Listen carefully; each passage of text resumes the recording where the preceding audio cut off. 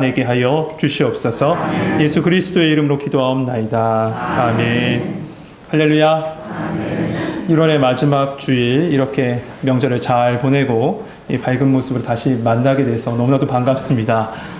하나님의 은혜와 평강이 여러분과 여러분의 가정 가운데 함께 하시길 주님의 이름으로 축복합니다. 아멘. 우리는 1월 한 달간 회복이라는 주제로 말씀을 나누고 기도했습니다. 예수님은 우리를 그 회복의 식탁으로 초대해 주셨죠. 그리고 그곳에서 우리 심령에 있는 사랑을 회복시켜 주셨습니다. 어떤 사랑입니까? 하나님을 향한 사랑, 그리고 내 이웃을 향한 사랑, 우리 가족을 향한 사랑, 모든 세상 사람들을 향한 사랑을 회복시켜 주셨습니다. 또한 인생의 광야길에 홀로 서 있는 우리에게 우리 하나님 찾아와 주셔서 우리의 육신과 영혼과 마음을 어루만지시고 채우시면서 우리의 삶과 우리의 사명 또한 회복시켜 주셨습니다. 그리고 오늘 이 시간 우리를 모리아산으로 인도하셔서 그곳에서 동행, 함께 가자 주님께서 지금 말씀해 주실 줄 믿습니다. 아멘. 여러분, 인생을 일반적으로 여행 혹은 여행길 이렇게 표현하죠. 여러분도 잘 아시지만 가장 행복한 인생의 여행은 산의 진미를 먹고 다니는 여행도 아니고 초호화 유람선을 타는 여행도 아닌 자신의 마음을 가장 잘 알아주는 사람, 자신의 마음과 맞는 사람과 함께하는 여행이 행복한 여행이라고 그렇게 하지 않습니까? 그렇다면 여러분, 여러분의 마음과 여러분의 생각과 여러분의 상황을 가장 잘 아시는 분은 누구일까요? 우리의 하나님이실 줄 믿습니다. 그러므로 하나님과 동행하는 것이 가장 행복한 인생의 여행길인 겁니다. 그러면 그 여행길은 비록 내가 사망의 음침한 골짜기를 다닐지라도 두렵지 않습니다. 왜냐하면 하나님이 함께 하시기 때문입니다. 하나님이 함께 가주시면 돼요. 동행해 주시면 돼요. 그래서 시내산에서 모세에게 하나님께서 이렇게 약속하셨죠. 내가 친히 너와 함께 가리라. 그리고 내가 너를 쉬게 하리라 말씀해 주셨어요. 부활하신 예수님께서 승천하시기 전 제자들을 찾아가셨습니다. 찾아가신 주님은 그들에게 이렇게 말씀하십니다. 너희는 가서 모든 민족으로 제자를 삼아 아버지와 아들과 성령의 이름으로 세례를 베풀고 내가 네게 분부한 모든 것을 가르쳐 지키게 하라. 제자들에게 사명을 주신 겁니다. 그런데 예수님은 그 사명의 자리로 제자들을 내모시지 않았습니다. 이어서 주님이 말씀하신 아주 중요한 말씀이 있죠. 뭐라고 말씀하십니까? 볼지어다 내가 세상 끝날까지 너희와 항상 함께 있으리라. 아멘. 함께 하시겠답니다. 동행하시겠다고 말씀하시지 않아요. 여러분, 올 한 해 이러한 은혜가 여러분 가운데 함께 하시길 소망합니다. 아멘. 그래서 하나님과 함께하는 그 동행이 회복되는 것이 너무나도 중요해요. 하나님과 함께 걸어가는 그 동행의 삶 말이죠. 그런데 이렇게 함께 여행하는 것, 함께 동행함에 있어서 중요한 것이 있다면 상대방에 대한 믿음과 그 믿음에 대한 응답입니다. 이를 다시 말하면 하나님의 주권에 대한 믿음과 순종이에요. 이것을 잘 보여주는 말씀이 바로 오늘 본문 말씀입니다. 오늘 본문에 나온 모리아산 사건은 가장 잘 알려진 사건이면서 어찌 보면 가장 우리에게 있어서는 충격적인 사건일지도 모르겠어요. 25년 만에 주신 아들을 하나님께서 다시 내놓으래요. 다시 바치라고 하십니다. 그것도 구약 여러 곳에서 금지하셨던 인신 제사를 통해서 말이에요. 이 모습만 보면 하나님은 참 모순적이신 것 같아요. 알 수 없는 것 같아요. 거기에다가 지금 22장의 말씀을 봤는데 바로 앞장인 21장에 보면 하갈과 아브라함 사이에서 태어난 아들이 있습니다. 누굽니까? 이스마엘 있죠. 그 이스마엘을 떠나보낸 상황입니다. 하갈과 아브라함 사이에서 태어난 이스마엘을 다 떠나보냈어요. 그리고 이어지는 게 22장 오늘 본문이에요. 그런데 여러분, 이 모든 상황은요, 하나님이 아브라함을 저 절벽 끝으로 다 몰아서 그냥 그곳에 낭떠러지로 떨어뜨리시고 밀어버리시려고 하는 것이 아닙니다. 성경은 이 상황을 들어서 뭐라고 얘기했냐면 시험이라고 이렇게 얘기하고 있어요. 우리 1절 말씀 같이 한번 읽어봅시다. 1절 같이 읽겠습니다. 시작.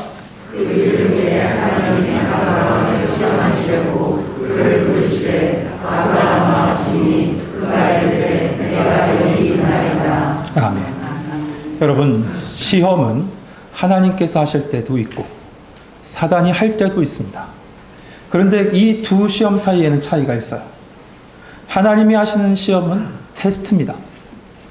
그런데 사단이 하는 시험은 템테이션, 유혹이에요. 또한 하나님은 우리로 그 시험을 통과하게 하시기 위해서 그 시험을 주신 것이지, 사단은 반대로 그 시험에서 넘어지게 하려고 그 시험을 준 겁니다.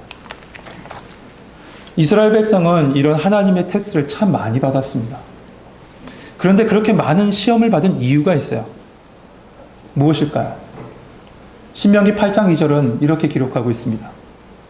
내 하나님 여호와께서 이 40년 동안 내게 광야길을 걷게 하신 것을 기억하라. 이는 너를 낮추시며 너를 시험하사 내 마음이 어떠한지 그 명령을 지키는지 지키지 않는지 알려 하심이라. 한마디로 하나님의 말씀을 믿는지 믿지 않는지 하나님의 주권에 대한 믿음에 대한 테스트를 지금 이스라엘 백성 가운데 하신 겁니다. 그리고 또 다른 이유가 있습니다. 이어지는 8장 16절 말씀에 보면 내 조상들도 알지 못하던 만나를 광야에서 내게 먹이셨나니 이는 다 너를 낮추시며 너를 시험하사 마침내 내게 복을 주려 하심이라. 무엇을 주시길 원하세요? 복을 주시길 원하신 거죠. 성도 여러분, 하나님은 지금 이 순간에도 우리를 테스트하고 계신지도 모릅니다. 왜 테스트를 하십니까? 하나님의 주권과 그 인도하심을 믿는지 보고 이를 통해서 뭐 주시려고요? 복을 주시려고. 복을 주시기 위해서 그런 거예요. 여러분, 올 한 해 이 시험을 다 통과하셔서 하나님의 인도하심과 축복의 열매를 풍성히 거두는 한 해 되시길 주님의 이름으로 축복합니다. 아멘. 그렇다면 아브라함은 이 시험을 어떻게 통과했을까요? 첫 번째로 하나님의 주권에 대한 절대적인 순종으로 이 모든 시험을 이겼습니다. 우리 같이 고백합시다. 절대적인 순종. 하나님이 아브라함을 부르셨을 때 너는 복의 근원이 될 것이다 라고 말씀하셨어요. 또한 바다의 모래와 같이 하늘의 별과 같이 수많은 자녀들을 줄 것이다 약속해 주셨죠. 그런데 지금 창세기 22장에 오니 하나님이 그에게 아들을 바치라고 하세요. 그것도 그 아들이 얼마나 귀한지 이삭을 향해서 하나님은 이렇게 표현하십니다.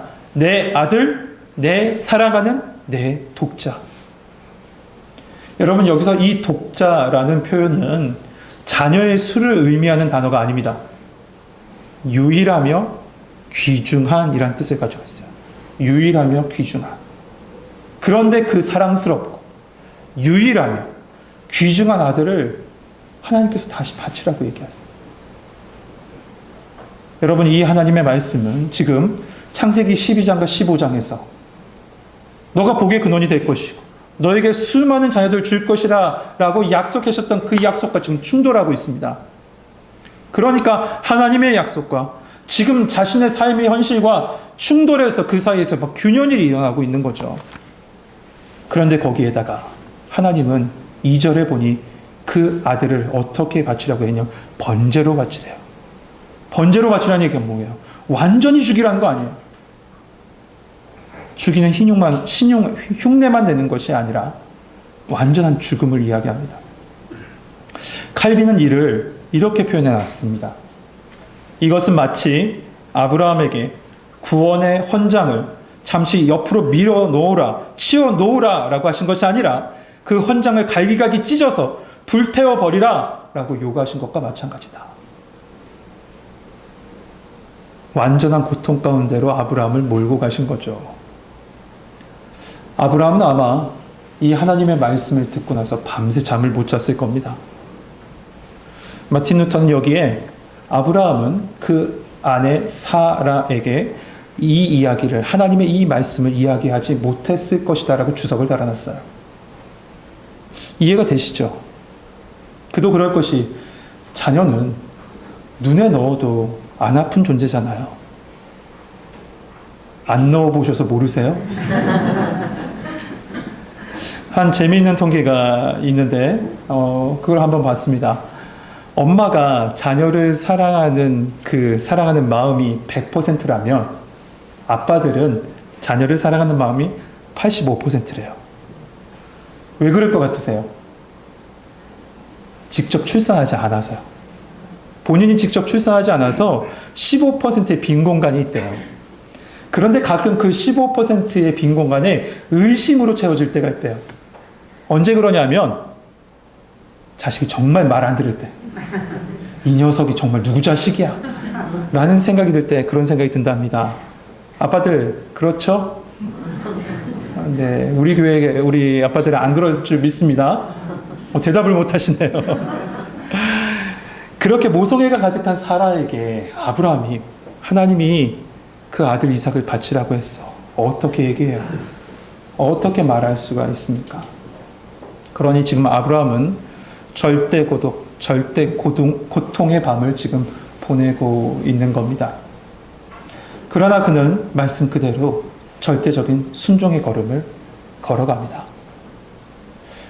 하나님은 아브라함을 처음 부르셨을 때 창세기 12장에 보면 내가 네게 지시할 땅으로 가라 라고 말씀하셨습니다. 그리고 오늘 본문에 보면 내가 네게 일러준 모리아 땅에 있는 산으로 가라 라고 얘기하세요. 그리고 그 말씀 따라 아브라함은 어떻게 합니까? 그곳으로 향해 갑니다. 이를 히브리 기자는 히브리서 11장 8절에 이렇게 기록했습니다. 믿음으로 아브라함은 부르심을 받았을 때 순종하여 장래의 유업으로 받을 땅으로 나갈새. 여러분 이 부분 잘 들어보세요. 갈 바를 알지 못하고 나아갔습니다. 아브라함은 갈 바를 알지 못하고 갔습니다. 여러분 하나님의 말씀은 이해가 돼서 순종한 게 아닙니다. 알 수 없어도 말씀이기에 순종하는 거예요. 아멘. 이는 하나님의 말씀에 대한 절대적인 믿음과 신뢰를 바탕으로 이 모든 것을 행할 수 있는 것이죠. 그래서 히브리 기자가 이 모든 아브라함의 모든 행위 앞에 한 전제를 달아놓은 것이 무엇입니까? 믿음으로예요.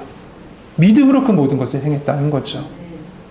성도 여러분, 온 세상, 하나님이 온 세상의 주관자 되시며 우리의 인생을 살아주시고 우리를 인도하심을 믿는 믿음이 여러분 가운데 회복됨으로 여러분의 걸음걸음마다 절대적인 순종의 걸음을 걸어갈 수 있는 우리 성도님 되시길 주님의 이름으로 축복합니다. 아멘. 두 번째로 아브라함은 하나님의 이 테스트에 즉각적으로 순종했습니다. 3절 말씀 보세요. 아브라함이 아침에 일찍 일어나 나귀의 안장을 지우고 두 종과 그 아들 이삭을 데리고 번제에 쓸 나무를 쪼개어 가지고 떠나 하나님이 자기에게 일러 주신 곳으로 가더니. 아브라함은 하나님의 말씀에 즉각적으로 순종합니다. 그래서 3절 말씀 보면요, 아브라함의 행동을 나타내는 동사가 여러 개가 연이어서 이어져서 나와요. 한번 보시죠. 아브라함 어떻게 합니까? 아침에 일찍 일어나서 안장을 지우고 데리고 나무를 쪼개어 가지고 떠나 가더니. 아브라함은 망설임 없이요, 즉각적으로 순종했어요. 그 순종의 걸음을 걸어갔습니다. 하나님, 저에게 일주일의 시간만 주세요. 그래도 아들과 일주일의 시간을 보내야 하지 않습니까? 이렇게 말하지 않았다고요.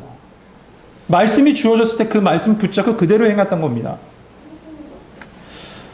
여러분, 지혜는 신중과 신속을 구분해서 행동할 줄 아는 게 지혜라고 얘기해요. 신중과 신속을 구분해서 행동할 줄 아는 것. 제가 이것에 관해서 좀 더 찾아보기 위해서 인터넷에다가 신중과 신속이라고 이렇게 한번 쳐봤습니다. 그랬더니 한 책이 제일 먼저 나와요. 그 책은 이 한 유튜브면서 변호사인 여성분이 쓴 책인데요. 책 제목이 이렇게 써 있습니다. 결혼은 신중하게, 이혼은 신속하게. 자기의 이 삶을 들어서 그렇게 책을 썼고 또한 뭐 여러 가지 케이스들을 보니까 그렇게 썼던 것 같아요. 그런데 결혼도 이혼도 신중해야 되겠죠. 신중할 때 신중해야 합니다. 신속할 때 과감해야 합니다. 그런데 사람들은 반대로 살아갑니다. 신중할 때 신속하고요. 신속해야 될 때 신중한다는 핑계로 머뭇거려요. 여러분, 하나님의 말씀, 하나님의 뜻이 분명하다면 미뤄서는 안 돼요. 즉각적으로 순종해야 되는 겁니다. 할렐루야. 아멘. 세 번째로 하나님의 말씀에 대한 응답은 꾸준해야 합니다. 변함이 없어야 된다는 거예요. 아브라함은 하나님의 말씀에 즉각적으로 순종한 후에 4절에 보면 3일 길을 걸어갔다라고 되어 있습니다. 여러분 한번 생각해 보세요. 3일 길을 걸어가는 사이에 아브라함 마음이 어땠을까? 만감이 교차했겠죠. 여러 생각이 들었을 겁니다. 돌아갈까? 에이, 여기까지 왔는데 그러면 우리 아들은 어떻게 해? 이 아들을 어떻게 살려? 과연 살아날까? 여러 마음들이 교차했겠죠. 사람의 마음이라는 게 조석으로 바뀐다고 하는데 아브라함의 마음은 어떻겠습니까? 그 3일 길은 어떻겠어요? 그런데 아브라함은 그 마음의 혼란을 침묵으로 가라앉힌 다음에 그냥 순종의 걸음을 걸어가요. 그러다가 5절에 보면 종들에게 말합니다. 5절 말씀 한번 같이 한번 읽어봅시다. 5절 같이 읽겠습니다. 시작. 아브라함이 종들에게 이르되 너희는 나와 함께 여기서 없으리라. 내가 아이와 함께 저리 가서 일하라고 우리가 너희에게로 돌아오리라 하고. 아멘. 여러분, 왜 아브라함은 종들을 그곳에 기다리라라고 했을까요? 그것은 믿음의 결단을 행하는데 방해가 될 수 있기 때문에 그래요. 여러분 한번 생각해 보세요. 제단에 이삭을 올려놓고 칼로 이삭을 죽이려고 할 때 그 종들이 가만히 있겠습니까? 아니 주인님 왜 그러십니까? 하면서 그 팔을 붙잡지 않았겠어요? 하나님의 말씀에 대한 응답을 지속적으로 하려면 여러분의 인생 가운데 있는 장애물을 과감히 내려놓을 수 있어야 돼요. 그 응답함에 있어서 방해가 되는 장애물은 과감히 내려놓을 수 있어야 돼요. 그래서 오늘 본문에 기다리라라는 이 단어는 히브리어로 쉐부라는 단어를 썼는데 이 단어의 뜻은 기다리는 그 단어의 뜻은 시간적 의미의 기다림이 아니라 구별을 의미합니다. 구별해 놓은 거예요. 종들을 구별해 놓은 거예요. 하나님의 말씀대로 살아감에 있어서 방해가 될 수 있기 때문에 그걸 구별해 놓은 거예요. 성도 여러분, 여러분에게는 하나님의 말씀에 순종함에 있어서 구별해야 될 것, 내려놓아야 할 것이 없으십니까? 하나님의 말씀에 순종함에 있어서 구별할 것, 내려놓을 것이 없냐고요. 이 질문에 대한 답변은 하나님 앞에서 하시기 바랍니다. 하나님 앞에서 하세요. 그렇게 종들을 머물게 한 후에 아브라함은 그들에게 말합니다. 너희는 나귀와 함께 여기 기다리라. 내가 아이와 함께 저기 가서 예배하고 우리가 너희에게로 돌아오리라. 아브라함이 우리가 너희에게로 돌아오리라 라고 했던 이 고백은 아브라함의 신앙 고백과 같은 말입니다. 무슨 말입니까? 만약에 이삭이 죽더라도 나는 믿는다. 하나님이 반드시 그를 살리셔서 같이 이 자리로 다시 돌아오게 하실 것을 나는 믿는다라는 믿음의 고백인 거죠. 이 말씀은 뒤에서 다시 한번 봅시다. 이러한 하나님의 말씀에 대한 순종의 걸음의 절정이 어디일까 생각해 보면 아브라함과 이삭의 대화 속에서 드러나는 것 같습니다. 이제 종을 거기에 이게 머물게 한 후에 단둘이 걷습니다. 한참 걷다가 이삭이 아버지를 부릅니다. 그러자 아브라함이 내 아들아 말하라 라고 하죠. 그때 이삭이 이렇게 얘기합니다. 아버지, 불과 나무는 있는데 번제할 어린 양은 도대체 어디 있습니까? 라고 물어요. 그 순간에 아브라함의 마음 한편은 드디어 올 것이 없구나, 왔구나 하는 생각에 마음이 무너졌을 겁니다. 하지만 다시 자신의 마음을 딱 붙잡고 하나님을 믿음으로 바라보면서 그는 이렇게 말하기 시작합니다. 8절 말씀 보세요. 아브라함이 이르되 내 아들아 번제할 어린 양은 하나님이 자기를 위하여 친히 준비하시리라 하고 두 사람이 함께 나아가서. 성도 여러분, 아브라함은 어떻게 이런 고백을 할 수 있었던 것일까요? 그건 모든 것이 다 하나님의 주권 아래 있음을 믿는 믿음으로 말미암아 이런 고백을 할 수 있었던 거예요. 그래서 히브리 기자는 이 부분에 대해서 이렇게 기록하고 있어요. 히브리서 11장 17절에서부터 19절 말씀에 보면 아브라함은 시험을 받을 때 믿음으로 이삭을 드렸으니 그는 약속을 받은 자로 돼 왜 아들을 드렸느니라. 그에게 이미 말씀하시기를 내 자손이라 칭할 자는 이삭으로 말미암으리라 하셨으니 그가 하나님이 능히 이삭을 죽은 자 가운데서 다시 살리실 줄을 생각한지라. 죽은 자 가운데서 다시 살리실 줄을 아브라함은 믿었던 겁니다. 사도 바울도 이 아브라함에 대해서 동일한 고백을 해요. 로마서 4장에 보면 기록된 바 내가 너를 많은 민족의 조상으로 세웠다 하심과 같으니 그가 믿은 바 하나님은 죽은 자를 살리시며 없는 것을 있는 것으로 부르시는 이시이로다. 할렐루야. 아멘. 그렇습니다. 아브라함에게는 부활의 믿음이 있었습니다. 하나님의 주권을 믿는 믿음이 있었습니다. 그리고 영생의 믿음이 있었던 거죠. 그런데 그 신앙, 그 믿음은 아브라함에게로 끝나지 않고 이삭에게로 연결되는 모습을 보여요. 여러분 소망합니다. 여러분의 그 믿음과 그 신앙이 여러분의 자녀들에게 흘러가길 주님의 이름으로 축복합니다. 아멘. 이삭은 아버지의 말씀 그대로 모든 것을 다 받아들여요. 이해가 돼서 받아들인 게 아니라 말씀이기에 순종하며 받아들였던 거죠. 여러분 이삭이 모리아산의 그 제단 위에 올려졌을 때 그 나이가 적게는 16살 혹은 28살이라고 합니다. 그리고 유대인의 전통을 기록했던 미슈나에는 심지어 그의 나이를 38살까지로 봅니다. 그러니까 제단에 결박되어 있을 그때, 결박할 그때, 그리고 칼로 그를 죽이려고 번제로 드려야 할 그때 이삭은 아니 아버지 왜 그러세요? 하며 그 100세가 넘는 아버지의 팔을 붙잡고 완력으로 그 모든 것을 제압할 수 있는 나이였어요. 그럼에도 불구하고 그는 순종하면서 그 모든 순간을 받아들입니다. 여러분, 이 이삭의 모습은 바로 우리 주 예수 그리스도의 모습입니다.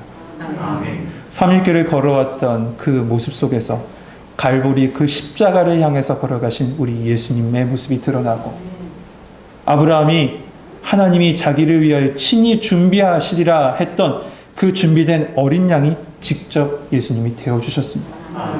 그래서 요한복음 1장 29절의 말씀을 보면 예수님을 향해 보라 세상 죄를 지고 가는 하나님의 어린 양이로다 라고 말하고 있는 거죠. 그리고 모든 것을 받아들이며 제단 위에 침묵으로 누워있는 이삭의 모습은 묵묵히 그 십자가를 감당하신 예수님의 모습이 드러나는 것입니다. 이사야 53장 7절 말씀 말합니다. 그가 곤욕을 당하여 괴로울 때에도 그의 입을 열지 아니하였으며 마치 도수장으로 끌려가는 어린 양과 털 깎는 자 앞에 잠잠한 양같이 그의 입을 열지 아니하였도다. 이처럼 예수님께서는 하나님의 말씀에 순종하심으로 그 십자가의 길을 걸어가셨고 그 길을 걸어가심으로 우리에게 생명의 은혜를 주신 줄 믿습니다. 아멘. 아브라함이 절대 순종, 즉각적인 순종, 변함없는 순종으로 이삭과 함께 나아갔을 때 하나님은 그에게 이렇게 말씀하셨습니다. 12절 말씀입니다. 사자가 이르되 그 아이에게 내 손을 대지 말라. 그에게 아무 일도 하지 말라. 내가 내 아들 내 독자까지도 내게 아끼지 아니하였으니 내가 이제야 내가 하나님을 경외하는 줄을 아노라. 할렐루야. 사랑하는 성도 여러분, 아브라함의 일생을 쭉 보면 중요한 순간마다 이런 고백을 합니다. 내가 여기 있나이다. 이 말은 우리 단어는 세 단어가 연결되어 있지만 히브리어는 단 한 단어의 단어를 씁니다. 힌네니. 힌네니. 그런데 오늘 본문에 이 힌네니라는 단어가 3번이나 등장해요. 첫 번째는 1절에 하나님의 도전과 시험의 불응 앞에서 힌네니 내가 여기 있습니다 라고 고백해요.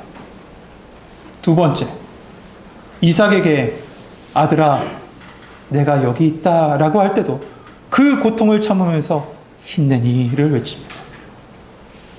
그리고 마지막 순간 그 제단 앞에서 찢어지는 마음을 가지고 서 있을 그 순간에 그 힘겨워하며 마지막으로 외쳤던 말씀이 말이 내가 여기 있나이다.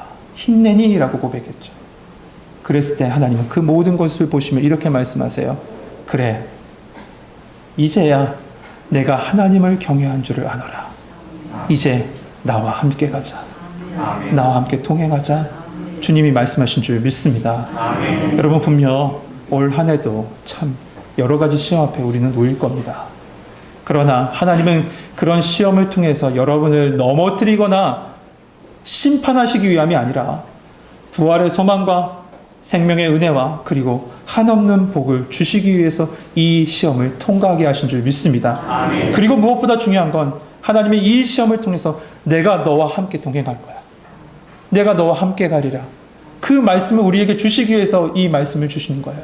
이 시험을 통과하게 하신 거예요. 여러분, 이러한 시험 앞에 하나님, 힘내니 내가 여기 있습니다. 말씀하옵소서. 절대적이고 즉각적이고 변함없는 믿음과 순종으로 나아갈 수 있는 성도님 되시길 소망합니다. 그때 하나님이 여러분과 동행하실 것이고 여호와 이레 미리 앞에서 준비하실 것이고 우리의 삶을 살아주실 줄 믿습니다. 기도하겠습니다. 사랑의 하나님, 우리와 동행하시기 위해서 이 땅에 오신 그 주님의 손 붙잡길 소망합니다. 하나님께서 우리의 인생을 주관하심을 믿는 믿음을 허락하여 주옵소서. 그 믿음의 순종의 걸음을 걷게 하여 주시고 어떠한 상황이 오더라도 흔들리지 않고 주님 바라보며 힘내니 제가 여기 있습니다. 주님 말씀하옵소서. 그 말씀 앞에 순종하며 하나님 믿음의 걸음 걸어감으로 삶의 평강과 축복과 동행의 축복과 예비하신 은혜를 누리며 살아가는 우리 성도들 되게 하여 주옵소서. 예수 그리스도의 이름으로 감사하며 기도하옵나이다.